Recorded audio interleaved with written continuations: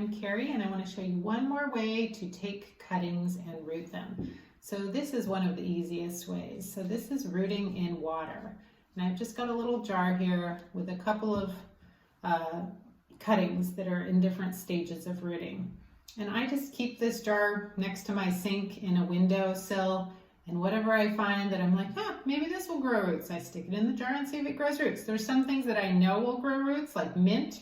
So, you know, if I want mint to last longer, or if I want to propagate some to put out into a new pot, then I'll stick it in a cup of water and wait for it to grow roots.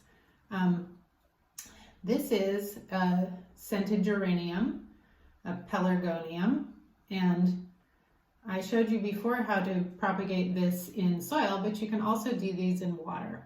So as you can see, the very bottom node has put out the most roots, and then the node right above it also has put out a little tiny root. And this has been in the water for probably way too long. It's been in there for a couple of months. It would probably much rather be in some nice moist soil so it could get some nutrients. There's no nutrients really in the water, and it would like to be outside too. So it's looking a little pale. But whenever it starts to grow roots like this, you can just put it into a container with moist potting soil. And I would actually probably bury a couple more of these nodes as well, because these will eventually probably grow roots as well if they're buried in moist soil. And there you go, we've got a new little geranium plant. You can also do this same method with a lot of your houseplants. So this is a pothos, and you can see the nodes and internodes on this really well. Internodes are the space between the little bumps where the roots and leaves come out.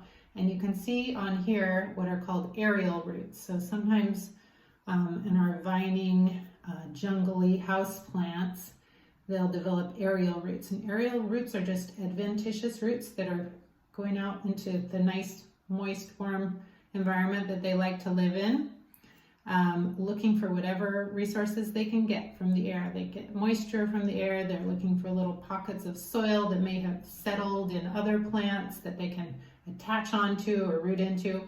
But if you take a vining house plant like this pothos, and stick it in water, eventually these nodes with the aerial roots will grow into similar to the white roots that you saw on the geranium. And then once it has those roots, you can pot it up and you've got a new pothos plant. You can do this with Hoya, philodendron, lots of our house plants that have easily identifiable nodes. Just take a cutting, stick them in water, wait a month, maybe more. Once you see those white roots developing, pot them up and you're good to go. Thanks for watching.